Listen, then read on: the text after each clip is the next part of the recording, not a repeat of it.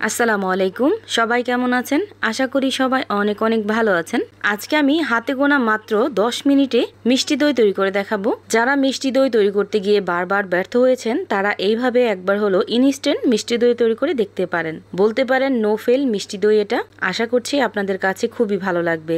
এখন কথা না বাড়িয়ে দেখে নেই আমি কিভাবে মাত্র 10 মিনিটে এই মিষ্টি দইটা তৈরি করলাম। প্রথমে একটা হাঁড়িতে আমি 1/3 কাপ পরিমাণ চিনি দিয়ে দিলাম। আর এখন এই চিনিটাকে আমি ক্যারামেল তৈরি করে নিব।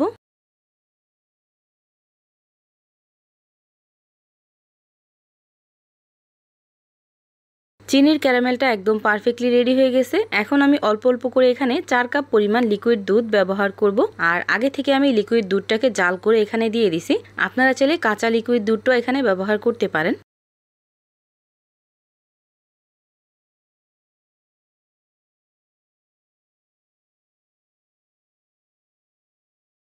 এখানে আমি সম্পূর্ণ লিকুইড দুধটা দিয়ে দিছি। এখন চুলার আঁচটা একদম বাড়িয়ে অনবরত নেড়েচেড়ে প্রায় 5 মিনিটের মতো দুধটাকে জাল করে নিব। 5 মিনিট হয়ে গেছে। এখন আমি চুলাটাকে অফ করে দিব আর এই লিকুইড দুধটাকে ঠান্ডা করে নিব।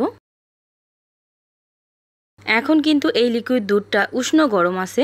এই অবস্থায় আমি এখানে দিয়ে দিব 2 চামচ পরিমাণ গুঁড়া দুধ। এখন এই গুঁড়া দুধটাকে খুব ভালোভাবে মিশিয়ে নিব। গুঁড়া দুধটা যখন খুব ভালোভাবে মেশানো হয়ে যাবে ওই পর্যায়ে এসে 1/2 কাপ পরিমাণ ঝরানো টক দই দিয়ে দিব। টক দইটাকে আমি আগে থেকেই একটা ছাঁকনিতে করে ঝরা দিয়ে রেখে দিয়েছিলাম। ওই টক দইটা এখানে ব্যবহার করলাম। এখন এই টক দইটাকে খুব ভালোভাবে মিশিয়ে নিতে হবে। এভাবে আমি খুব ভালোভাবে মিশিয়ে নিয়েছি। এখন এইরকম একটা বাটিতে আমি দইটাকে সেট করতে রেখে দেব। আপনারা যে কোনো পাত্রে দইটাকে সেট করতে পারেন, চাইলে স্টিলের বাটিতে করেও কিন্তু সেট করতে পারেন। এখন ফয়েল পেপার দিয়ে মুখটা এইভাবে বন্ধ করে দিব। এদিকে একটা হাঁড়িতে কিছুটা পরিমাণ পানি আর একটা স্ট্যান্ড বসিয়ে দিছি। পানিটা যখন খুব ভালোভাবে বলক চলে আসছে ওই পর্যায়ে এসে বাটিটা এইভাবে দিয়ে দিলাম। তারপর এইভাবে ঢাকনা দিয়ে ঢেকে দিলাম। এখন চুলাটাকে অফ করে দিছি। আর এইভাবে একটা কম্বল বা ভারী খাতা দিয়ে এইভাবে ঢেকে রেখে দেবেন 10 মিনিটের জন্য।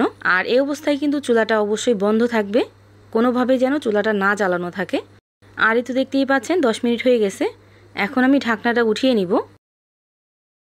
একদম ইনস্ট্যান্ট এই মিষ্টি দইটা তৈরি করা যায়। আপনারা বাসায় একবার হলো তৈরি করে দেখতে পারেন।